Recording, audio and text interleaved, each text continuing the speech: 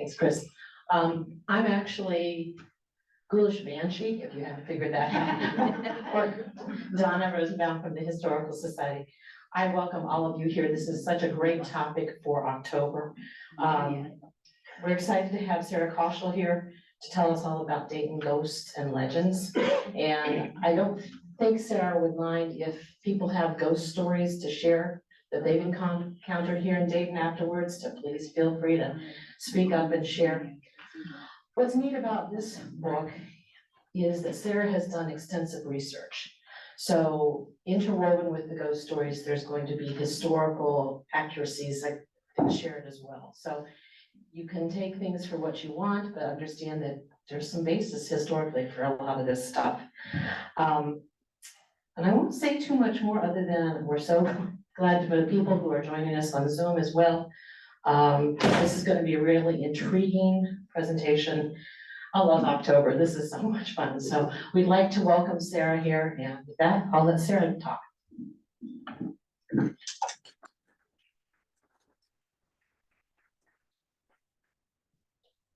You guys hear me? All right. So did everyone find out their ghost name? Yes? Okay, great. I'm a mysterious spirit. You know, the last one I did, someone was a haunted haunt. Like the one on there. Well, first we're gonna kick off. Here's my information if you ever wanted to contact me outside of this. Also, I have business cards just outside the door that have all this contact info on there as well. So I'm the author of Dayton Ghosts and Legends. That's the book we're gonna be talking about today. But first, we're gonna talk about the ghost of Matt Anthony Wayne. Now, Matt Anthony Wayne did not get into this book, mainly because my word count was already too high. So who was Matt Anthony Wayne? Anthony Wayne served as an officer in the Continental Army during the Revolutionary War. He and his other friends, which you'll hear about, Wilkinson, St. Clair, so on and so on, all these guys kind of knew each other. When you delve into history of Dayton, history of Ohio, New Jersey, Pennsylvania, these guys are just all interlinked. He was called Mad. There's two different theories. One is based on his military antics, and another one, he was actually running for the same office as James Wilkinson. James Wilkinson had a very, his strategy was basically do anything to win at all costs, which means he did not care about mudslinging, he did not care about lying, he would resort to anything to get what he wanted. James Wilkinson spread rumors about Anthony Wayne, just basically saying that he was a terrible person, he was crazy, and the nickname Mad Anthony Wayne stuck. He also It's a ghost. What, not a ghost? It's not a ghost. We are talking about ghosts, maybe we attracted some. But Mad Anthony Wayne also lends his name to Bruce Wayne. That's where the Wayne came from. And if you drive around Dayton, almost anything named Wayne comes from Anthony Wayne. So he died of a gout flare-up in 1796. He was born in 1745, so as you can see, he did not live very long. He was buried in Erie, Pennsylvania. So Erie, Pennsylvania, if you look at a map of Pennsylvania, it's kind of the top left corner. Not exactly, but it's right about there. His hometown of Radnor, Pennsylvania was kind of the bottom right corner. So as far away as possible, but still being in Pennsylvania. So when he was buried, and this is actually his first burial site right here, this picture. He was buried 400 miles away from his home. 12 years later in 1809, he was buried in 1796 in December. So it's not misadding. It was just right before the 13-year mark.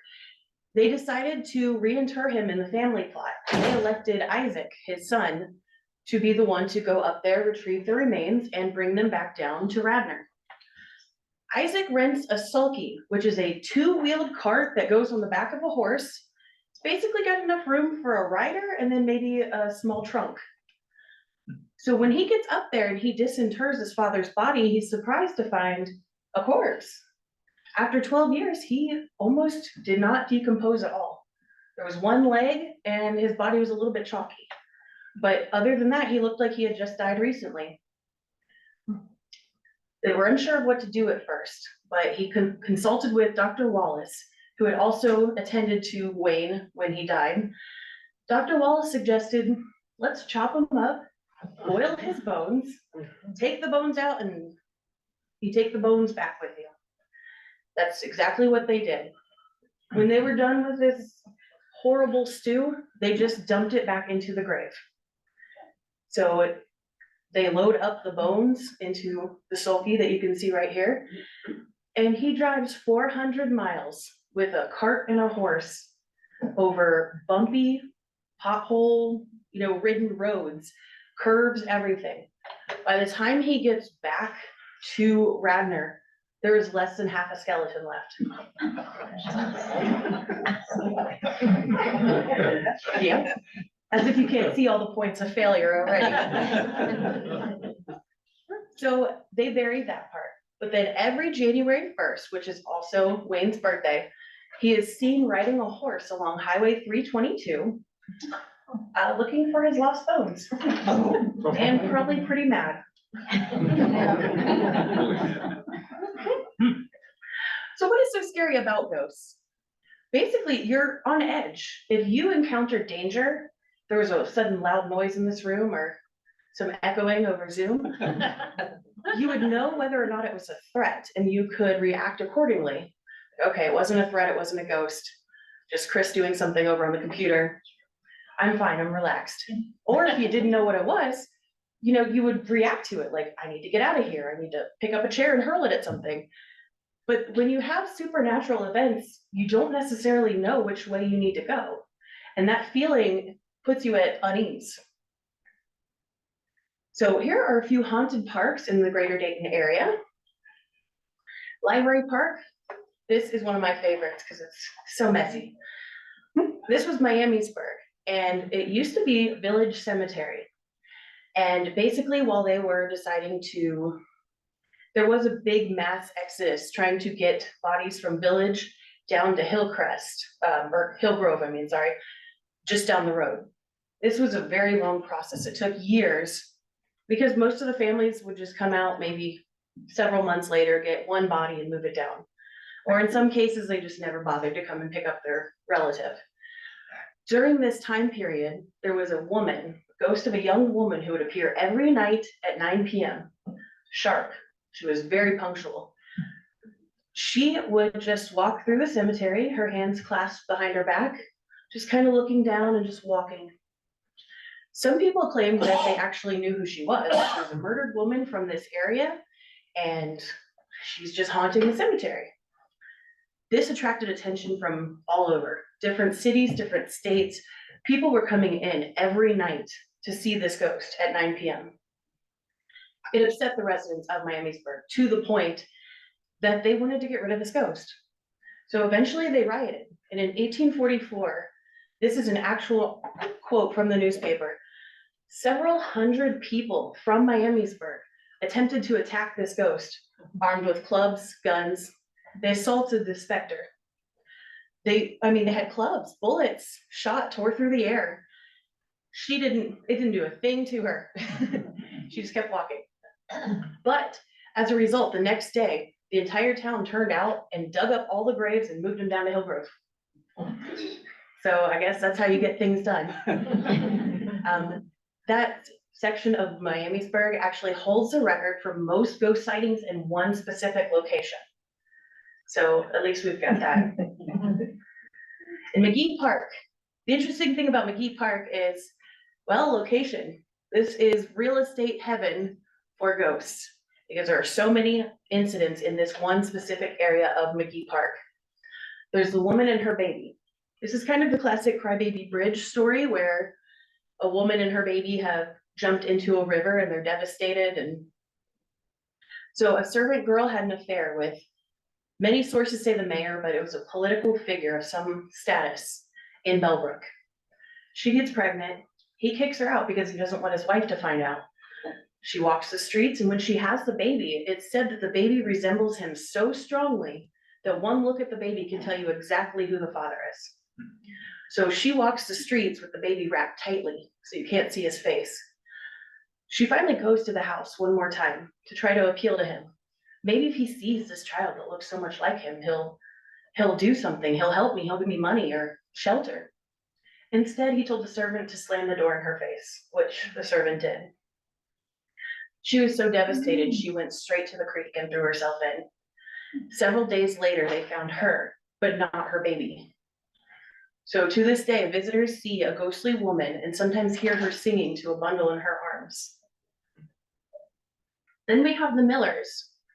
There are actually two separate Millers, but the German Miller, who's the unknown Miller, he just was never named specifically. But they were both killed in very similar ways, and they both were said to have treasure from, well, all the milling they did. You know, they earned a lot of money, and banks weren't a very common thing. So in both cases, he is seen, the murdered man is seen afterward with, basically anytime someone would appear to try to take his treasure. With John Buckley, he was an English miller, and he would appear in his house. He was murdered just down the street, just outside of his house. And he would appear, but then one tenant found rats in the attic and removed them, and no sightings of John Buckley were ever reported again. So take that how you will. And the unknown Miller is said to appear along the bank if you were digging for his treasure. And in the late 1800s, two teens were hunting squirrels and saw what they believed was a unicorn, a white beast with a flowing mane and a large horn on its head. They rushed back to town to get other people to see this, but when they get back, it was gone and nobody ever saw it again. They actually would spend their weekends trying to find this creature again and get proof. And of course, what is a haunted place or any supernatural place without Bigfoot? Bigfoot's everywhere, of course. It's wooded area. But there is a YouTube video where people have actually gotten special permission from Melbrook to do a nighttime Bigfoot hunt. And if you watch it, they claim they've seen things. They even made the mating call for Bigfoot, which that's something you guys know now. So haunted roads. Carpenter Road. How many people around here have heard of Carpenter Road? Yeah, that's what I thought. This is where I spent my teen years. There are three main stories about Carpenter Road. One is the sighting of a ghostly man on a tractor. Now that there are more houses built there are not as many open fields to see this, but supposedly a man just appears sometimes riding his tractor. And the man who hung himself at the bend in the road, unfortunately that bend in the road is no longer there. And the middle one, the urban legend of a father going crazy and killing his entire family, including the pet, he can only be seen on foggy nights crossing the field, holding an axe. And I can assure you, in the probably 100 times I've gone there, I've never seen him. But that is the story that we heard in our high school from our friend's mom, who also did this when she was in high school. Fifth and Ludlow is the site of the very first cemetery in Dayton. It's long gone, but due to, well, basically they wanted the room for buildings and residences. They decided to exhume these bodies and move them on out to the outskirts of the city. Unfortunately, documentation was a very lackadaisical thing then. So there were a lot of bodies buried with no documentation. Nobody knew who they were. Nobody even knew if they were buried there or not. And then of the people that had tombstones or maybe had some kind of documentation, sometimes the families would come and move the tombstone, but not the body. It is said that over the years, when buildings were being done, when renovations are being done, they still found bodies. There may even be people buried under there to this day, for all we know. But businesses in this area, and actually people walking this intersection, have claimed to see ghosts in broad daylight, middle of the day. Spaghetti Warehouse, which is probably right about there on the wall, it's experienced a lot of hauntings and a lot of, dishes being thrown around. There's a story of a customer that would come in, go straight to the back, sit in a chair, and then when someone figures out whose table that is and goes over there, the customer's gone. And it's happened frequently. Forney Road in Jefferson Township. Forney Road's a long road, lots of curves. And on one of the curves, there is a cemetery. So of course you get some ghosts there. There's a story of a young man who had a car accident on that road and he died. And if you stop your car on that road, he'll chase you. And he'll stop chasing you as soon as you turn off the road. And of course, as with any abandoned road that teenagers like to go to park, there is a lover's lane type story with a hook man. There weren't very specific details, but with hook man stories, it's basically a couple goes to park and while they're busy and distracted, someone comes up to the car and attempts to harm them in some way. Ridge Avenue Bridge. Whoops. Okay, so Bess Little found herself in quite the predicament. She was 22, 23, roughly, and she was pregnant and unmarried in 1896. So it was quite the scandal already, but her boyfriend was 20, which is considered underage at the time because he could not marry without his parents' permission. And his dad did not give permission for him to marry. So here she is, single, unwed. Her parents kicked her out of her home, and now her boyfriend, the father of her baby, will not marry her. She was very desperate. Bess wrote letters to the father of her boyfriend. His name was Albert. She wrote letters to Albert's father, attempting to get him to change his mind. She actually threatened legal action against Albert for not marrying her and getting her pregnant. Albert, on the other hand, wanted to marry this lady in this picture on the far right. So what happened is Albert murdered Bess. He shot her twice in the head and dumped her into the river, as you can see in that far left picture.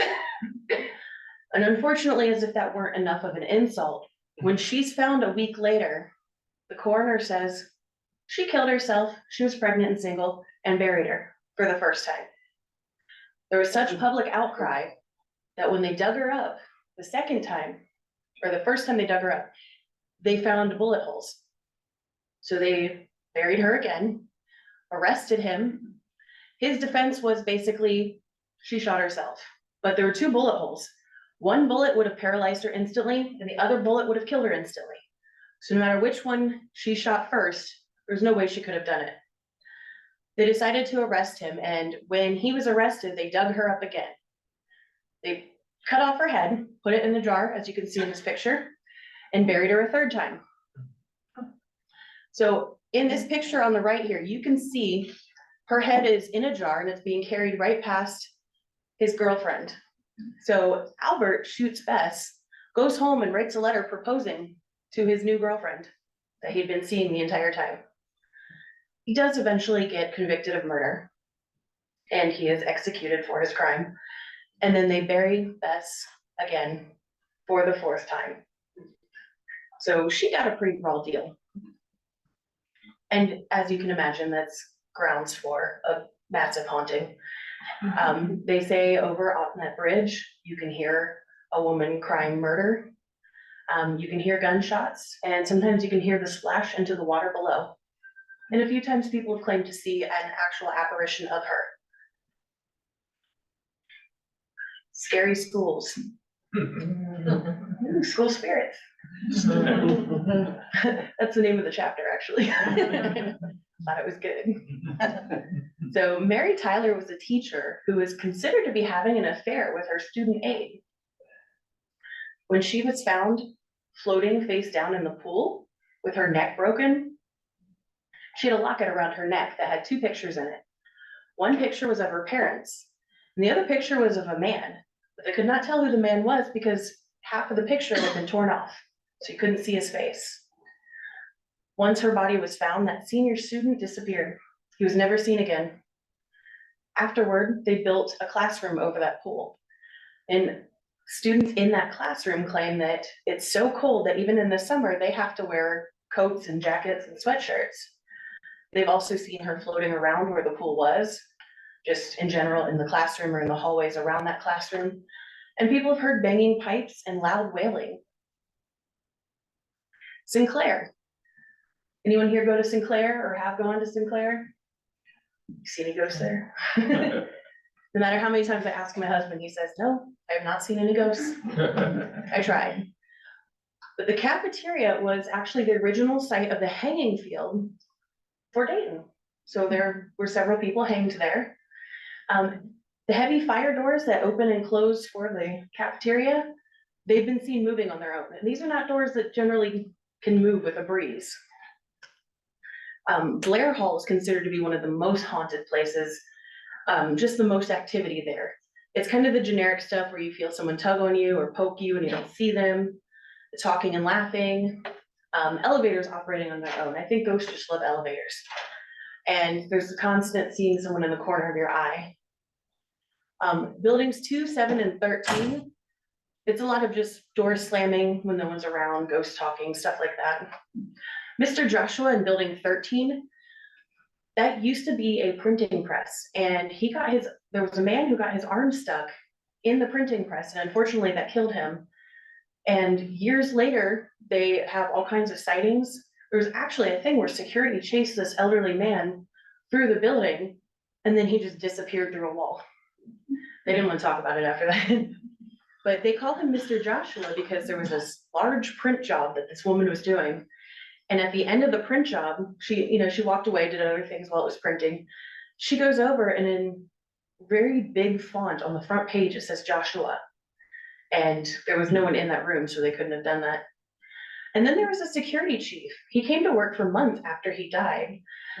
And some people are just dedicated. They show up to work dead. Right. So, dying's no excuse. We need you there Monday. So he had special messages for many of his employees. And after he spoke to all of his employees, he was never seen again. So maybe he just wanted to tie up some loose ends. Okay, and at University of Dayton, it's right next to a cemetery. As you can imagine, ghosts are probably coming and going. And it also used to be an infirmary. So a lot of people have died in there, in Liberty Hall specifically. There was a witness who saw a man who was basically, he looked like he had had a stroke. So there was a little bit of drooping on his face and a lot of the classic signs. He's been seen a lot. A lot of people would look through windows, after the building's been locked up and they could see this man peeking out. One witness was working in the building. She saw basically just knee down of a man wearing dress pants. So she saw his leg in his shoe. And she was so freaked out by it. She's like, nope. She locks her office and just stayed the night. Stayed in there. She didn't want to walk through the hallways and accidentally encounter this ghost. So she waited till daylight. I'm not sure if I would. So haunted eateries. Amber Rose.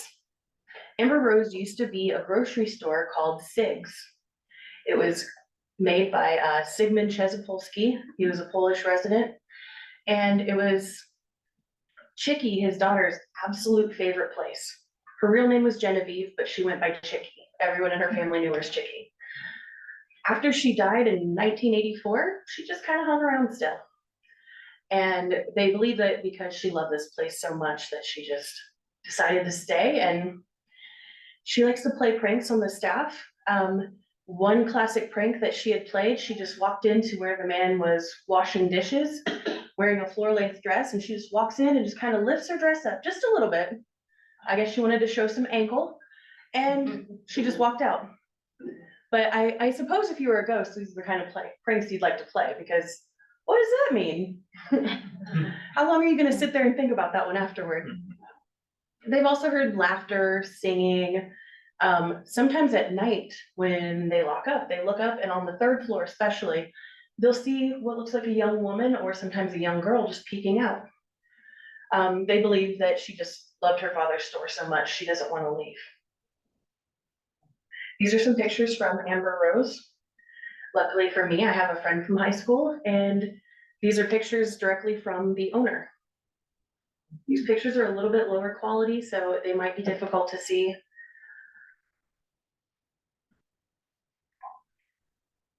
You can kind of see a face in that one. Yeah. One more. Oh, yeah.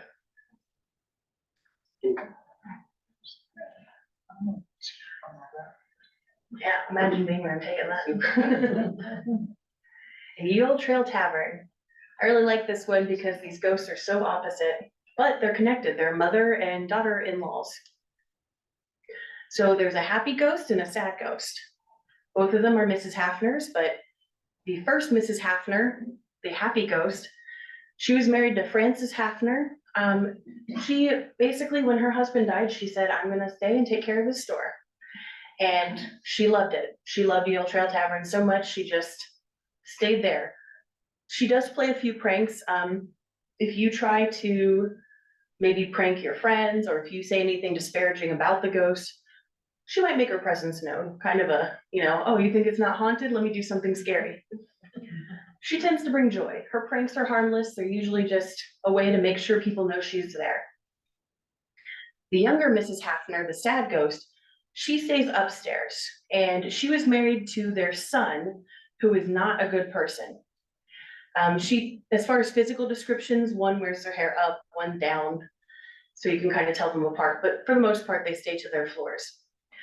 When you see her, you tend to feel sadness and dread, and it's because she is so sad. She had a love, and she was going to marry him as soon as he came back from the Civil War. Unfortunately, the Mr. Hafner, her husband, her future husband, he intervened with the letters that her love was sending home from the war. So when she didn't get any mail from him, any contact, she thought he died. And basically, in a fit of grief, she agreed to marry him. And she thought her love died. She thought, well, why not? I'll marry him. I'll at least be taken care of. And then he returned from war, and she found out the truth. Divorce wasn't such a thing back then, but she thought, okay, my husband's 25 years older than me. I'll just wait till he dies and I'll remarry my love.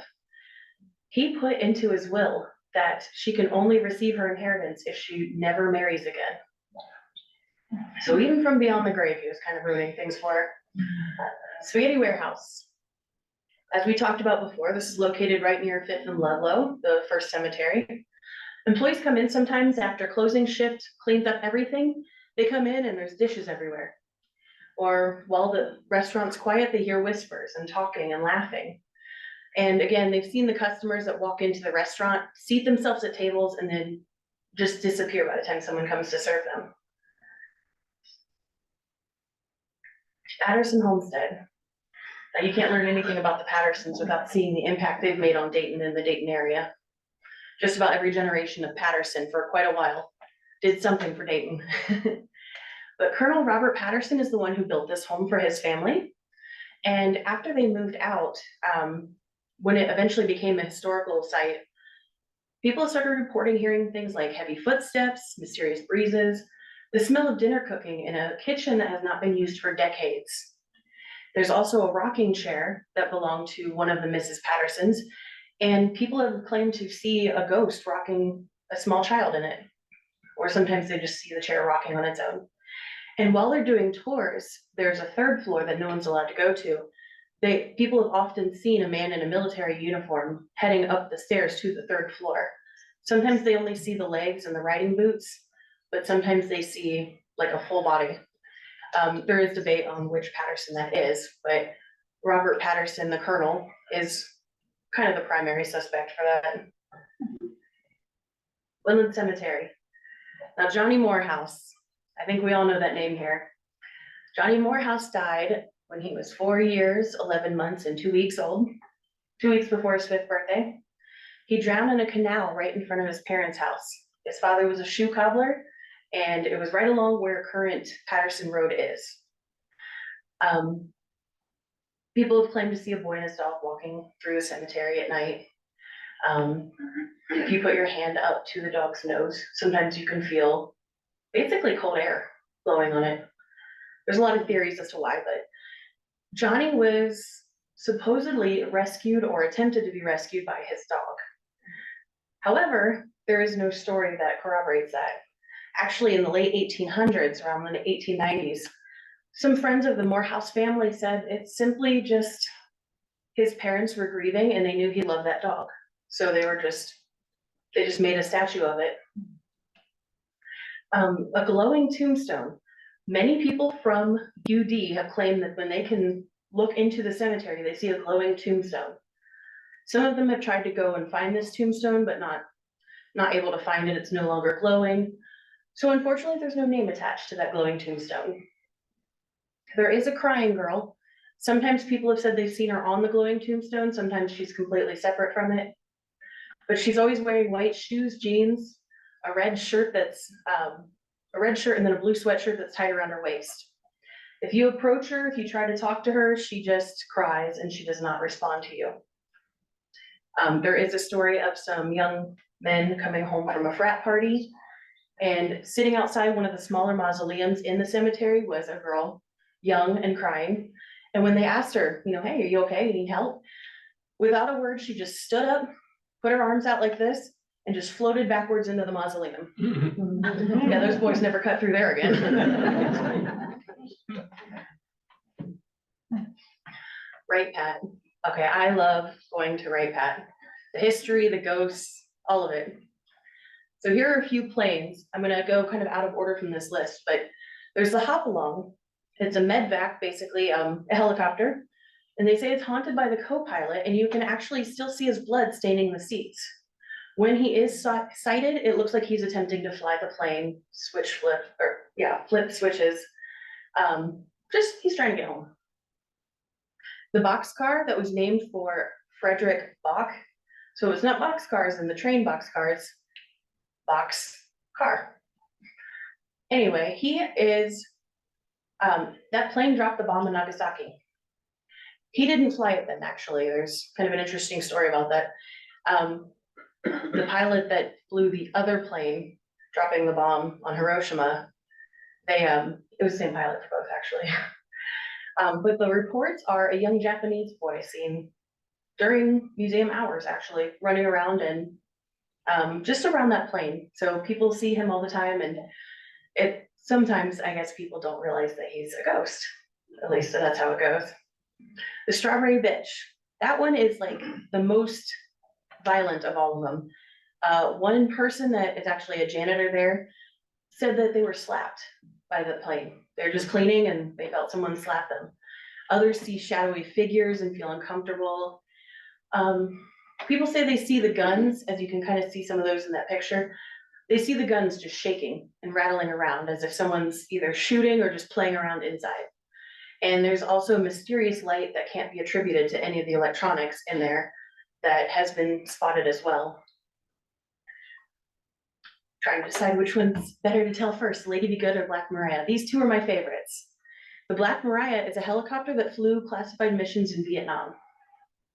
Originally, it was a dark green color, and they called it the Grasshopper, but then it was painted matte black, and matte black is a special kind of paint that it doesn't reflect. So even if something was, like a light source was shown right on it, it wouldn't reflect anything at all. And that's so they can do night missions without being spotted. There's no visual haunting for this. It's more of a feeling of sadness and doom. This helicopter was used in a lot of undocumented missions to just go and save soldiers. So they were in all kinds of condition, injured or not injured. These men didn't know if they were going to make it or if they were going to die in this helicopter. So it said that all of that emotion made such an impression that when you're around this helicopter, you just kind of feel what they felt at the time. And also, if you look at that helicopter, there are so many rivets on the side where bullets were. They're bullet holes. I definitely recommend going and seeing that one. The Lady Be Good. So Lady Be Good flew once, basically. Then it went down in the Libyan desert. Basically, the visual was so bad at the time that they overshot and flew right past the Air Force base that they were supposed to land. So when they landed in an emergency mission, they were too far away and they did not have enough gas to get back. So these men the crew waited by the plane for a while, and then they tried to walk off and find help somewhere. Not all of the men were ever discovered. Most of the bodies were. But when they got this plane back, they decided, we're not going to use this plane whole anymore. We're going to basically use it for parts. Every time they used this plane for parts, every plane that got a part of it had a catastrophic failure. Either it wrecked or it had to land in an emergency setting. One plane crashed into the ocean. No pieces of the wreckage of that plane were ever found. The crew was never found. The only pieces of that plane to wash ashore were from the Lady Be Good. Frankenstein's castle. Yeah, I hear it.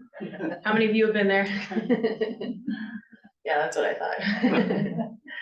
So there's actually only one death attributed to Frankenstein's castle. Peggy Harmison and her boyfriend at the time, they were in the tower when it was struck. It's the only known death in the tower. There are all kinds of theories. People thought it was like a Civil War tower. It was older than that, it was younger than that. It was actually built in 1940, and they completed the project in 41. They used bricks salvaged from buildings in Dayton. And actually, someone at one of my last shows said, maybe the bricks were haunted from other buildings. So there's a thought. Masonic Temple. Primary ghost there is a former Mason named George. He's often seen on the third floor. He's considered to be the friendly ghost, almost as if he's giving you a tour of the place. They have an elevator that's often controlled by ghosts. A lot of the employees that work there just say, it might be easier to take the stairs, might take longer to get the elevator. Also, since it was a place that was specifically just for gentlemen, a lot of women will go into certain rooms and basically just feel unwelcome, even if there's nobody in the room that they can see. Victoria Theater. And I love this one. I love the stories associated with this. Okay, we'll talk in reverse order. So the man who committed suicide, basically a man affixed a large knife through his seat and he was able to impale himself on it. The blood ran into the orchestra pit. Now you have to run fast. That's all I can think when I see that. I can't even imagine. Before they replaced the drapes, his face could be seen in them as they were hung. So I think they replaced them with doors, so they got rid of that one. And Lucille was a young girl. She was not killed, but she was a young girl who was assaulted. She was almost assaulted worse, let's just leave it at that. But others heard her scream and intervened and pulled the man away from her. So when people go to this booth, if you are a man with a bad temperament or a man that just doesn't like women, this ghost will attack you. So if you're ever on a first date with a man and you wouldn't know, just think of this. And then Vicky. So they don't believe her name was actually Vicky, it's just because Victoria Theater, that's why they call her that. She was an actress who disappeared during a wardrobe change between scenes. So she was running down the stairs. She got almost the whole way down. She said, I forgot my fan, ran back upstairs. She was never seen again. And as you can see, this third floor right here where her dressing room was, there's not really a place to crawl out and escape. And the only way she could go was down the staircase where there was a security guard at the foot of it. So there was no way she could have gotten out without being seen. There is a theory that she was murdered, hidden somewhere in there and taken out at a later time. But people can smell her rose perfume as they go through. There's also a fire in the mirror of the dressing room, and that dressing room door won't stay shut. The news actually did a report on this, WDTN, in the early 90s, and there were all kinds of sound issues, and people could hear rustling of taffeta, the material her dress was made from. And actually, I spoke to a woman who worked there, and she said Vicky loved to play with her kids when she'd bring her kids in. So that's kind of fun. You know, bring your kids to work, there's someone to babysit. Memorial Hall. There was a custodian named Drake who fell and broke his hip and unfortunately laid on the floor for quite a while before he died. Now noises and lights go on mysteriously. He's kind of a shy ghost. He tends to be in areas where people are not expected to be. So if he wasn't expected to be down a certain hallway, that's where he'd be. Most of the time people just kind of stumble upon Drake. I don't think he really wants to be seen. Now the Sorg Opera House, this is actually in Middletown, but its connection to Dayton is that Sorg was actually the man who loaned James Cox money to buy the Dayton Daily News. He was also the second richest man in Ohio at the time. So he bought this for his wife Jenny, because she loved the theater. So he bought this and said, do what you want with it. It showed the first talkie in Middletown, which is, you know, a talking movie. And everyone, actors, employees, customers, caretakers, everyone has seen this ghost. He is very prolific at the theater. He likes to hang out in his favorite seat, which was along the front row. People recognize him from his portrait in the lobby. And if you try to approach him or talk to him, he disappears. You know, he just wants to watch his shows, basically. People also hear footsteps behind the stage and on the catwalk across the top. In my book, we're actually selling it outside, just outside this door. It's 20 for one, or if you want to buy both books, Murder and Mayhem, the Dayton Miami Valley, it's 35, and then card price is one more. Do we have any questions? Anyone want to share any ghost stories or experiences they've had? Yeah, what do you have? So, what happened was in Japan, so like before we were about to move out, I heard some like my blanket was tugged for some reason, and I heard like outside my out, and I normally sleep under a cover, then I saw like a really hand of long fingers and sharp fingernails. Well, I bet that was scary. Yes. I've got one from the base. Building 16 used to be like the original Air Force Museum. And then there was the home of the fighting Falcon, the F-16 SPO. But I'd worked there late at night. And many times here in the upper stairways and up in the attic area, footsteps, because it used to be up at that area, used to be the technical library for the base. So, and there's, you know, legends of people taking their life there and things like that. That's scary. Yeah, it was, I didn't hang around long after I heard those stories. I wouldn't either. We do have a question from Zoom chat.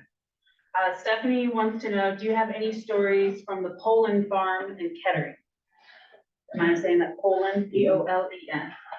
There wasn't a lot on Poland Farm. It is mentioned, I think it's in the terrifying tidbits part. There was so few, like so little information on that one. There was supposedly a suicide there, but unfortunately, that was the whole of the information for it. I do run into that sometimes where people, 10 Wilmington Place, for example, people say, oh, I heard 10 Wilmington Place is haunted. Great. What stories have you heard? Oh, I don't know. I just heard it's haunted. I did get that a lot, unfortunately, but I can't just put, I heard Poland Bar, or I heard this is haunted. I don't think you guys would like that. We have a second one. Robin wants to know Betty Lane off of 741. Betty Lane off of 741? Yeah. I don't believe I've heard that one, but I heard a lot of yeses in the crowd. So does anyone want to share? Yeah, I'd love to hear it.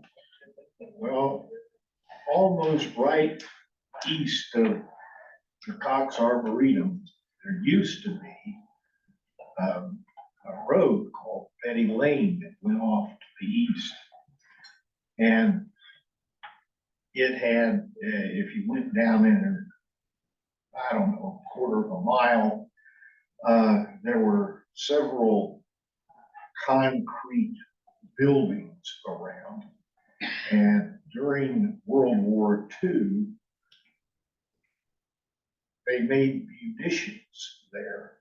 And these buildings had tin roofs on them so that if there was ever an explosion, it just blow out the top. That'd be it. And after the war, it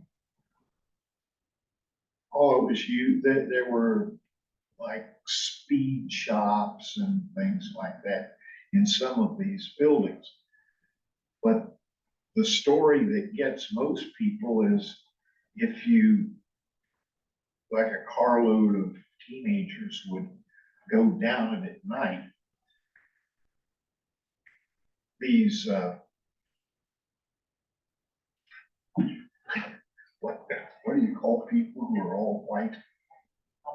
albino would come out and break your car, headlights, and dent your hood and all kinds of things. And then the kids would finally turn around and go back and report to the police.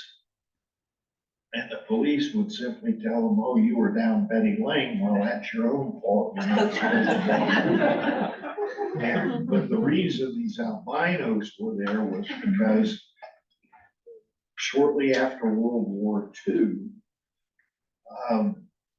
government went to Japan near Nagasaki and Hiroshima and collected people who had survived because they wanted to study the effects of radiation. And supposedly they kept them down there on Betty Lane, and there were all kinds of freaks and mutants and people like that that reported that. That's what I know. I can confirm the spaghetti warehouse stories. So about 25 years ago, I worked there, and I have two stories there.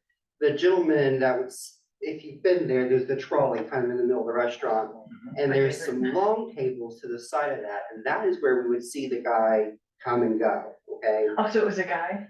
It was, for me, it was always a guy that we would see. It was always mostly at night and appear and disappear, okay? And that was very true. The second thing that was very scary is in the main part of the restaurant, there's a hallway off to the right-hand side where they would keep paper products and stuff like that. And as the restaurant workers, we would go in there sometimes and roll our silverware or whatever. And I remember, working there one late at night and rolling up my silverware, and there was nobody else there. And I could hear them say my name, okay? And it's not so much the name, it was the feeling, the hairs raise up on the back of your neck. You can almost feel a presence there. It's a very old building. I did not know that it was once a gravesite. So when you said that, that makes sense because there was stuff that happened there. And, it was 25 years ago, but I can confirm that. That is true. That's awesome. I love hearing when people can confirm that stuff. Yeah. How does your book differ from other folklore and ghost writers? Did Bethany tell you to say that? No, I'm really interested. I've read other ghost writers from this area as well as other areas throughout Ohio. And you seem to be kind of focused on history, and I'm just kind of curious how that all comes together and how your books differ from others. Well, when I first set out to do this, I was concerned because there's a lot. There's Dayton Ghosts, there's the Haunted Ohio series, and there's a lot that focus on either Southwest Ohio or the tri-state area or Ohio in general. So I thought, let's try to stick to Dayton and Dayton area. Yeah, I saw that. I know you. But I tried to stick to mainly Dayton, and I tried to get more in-depth stories. So not just, okay, Carpenter Road's haunted, but what else can we learn from that? What else is there? Are there any stories from Carpenter Road? Did anybody die there? There were a few deaths, but it was when people used to die at home, not in hospitals. So although, a 6-year-old boy dies here and then his elderly neighbor dies the next week, it wasn't anything that was more than a coincidence.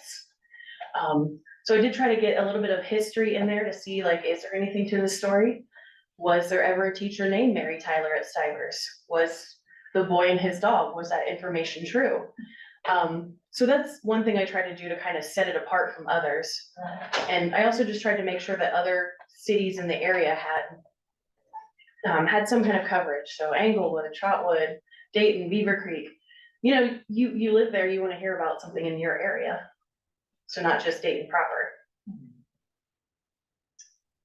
Sandra would like to know, where is Bess buried? She's buried in Woodland Cemetery. And if I remember correctly, she might not have a gravestone. She does, but it was half sunken and we had to dig it up. Yeah. Digging in a graveyard is never recommended, but if you do it fast. Make sure people don't see you. Who did she ask about? I'm sorry, what did you say? Buried in Woodland Cemetery. Bess Little, the woman that was murdered on the Ridge Avenue Bridge. And I think there's, okay. Yeah, My mother is buried in Woodland, and right after she passed away, my sister stopped late in the evening before they shut the cemetery and closed it. And she was standing over my mother's grave, and somebody tapped her on the back of the shoulder. And when she turned around, there was nobody. oh, wow. She still tells that story. I would. Did you have a question? Did you have any reports about the supposed ghost on the third floor of Oakwood High School? There was a story about a ghost in Oakwood High School. Well, there were two. There was one that was a teacher, I believe, who, you know, every time there's a story about a teacher who was killed inside a school, it's a student. And then there was something about a young girl who was there before the high school was. And so they believe the high school was built over what used to be her home or a place that she used to go frequently. So I don't know if they specified the third floor with either of those. I didn't hear that part. Young girl in prom dress is the Oh, usual tale that is told. oh, okay. Does any of your research cover the Montgomery County Infirmary, which is now the fairgrounds are? I think? I didn't see anything on that, unfortunately. What about the hospitals? Is there any, anything there, any of the hospitals around here locally? Well, St. Elizabeth or St. E's now, there were some stories about like a wheelchair that was moving a lot and security basically just said, you know what? That wheelchair is not hurting anybody. It's fine where it is. But it moves in circles and stuff on camera.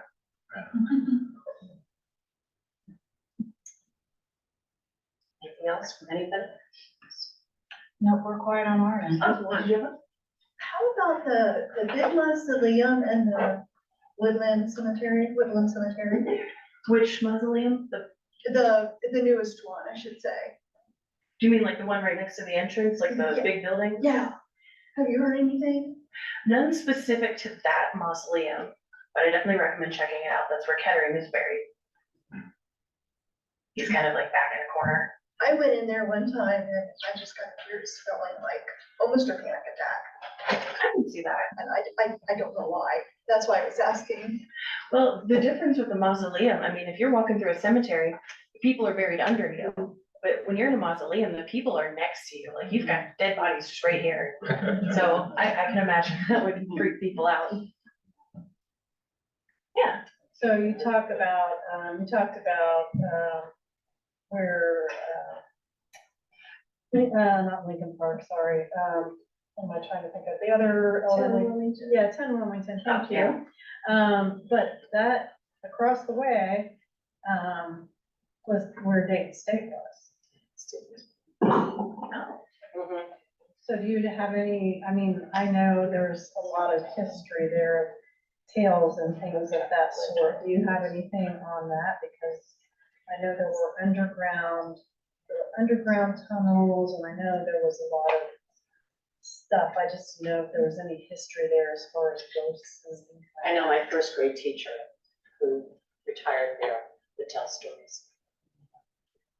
that. That would be- Unfortunately, like with 10 Wilmington Place, a lot of times you hear like, well, it was haunted, but you don't hear what specific stories. And that does lead to a little bit of a dead end for me. Oh, no pun intended.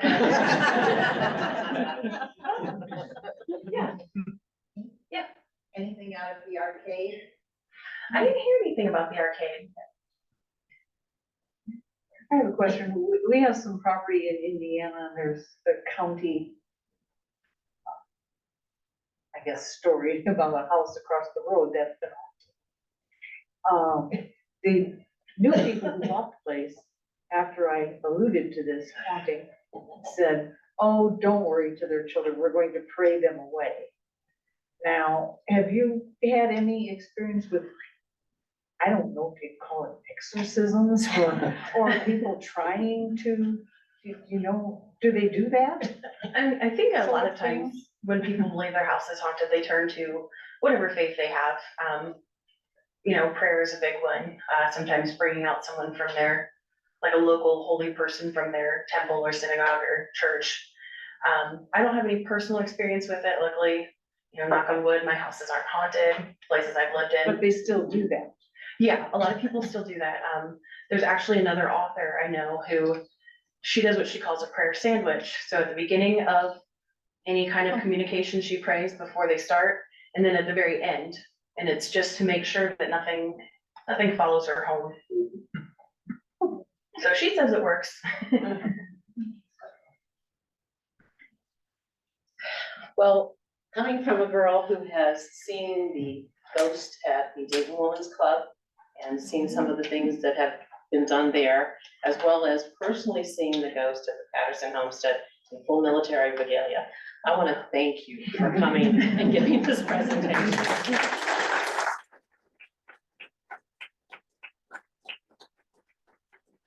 Next month, in November, we will have Ken Survey coming, and he's going to share with us firsthand tales that have been told to him by military veterans in the area, their experiences in the different wars. So it'll be wonderful for Veterans Day, so please come. And thank you again for attending. Thank you.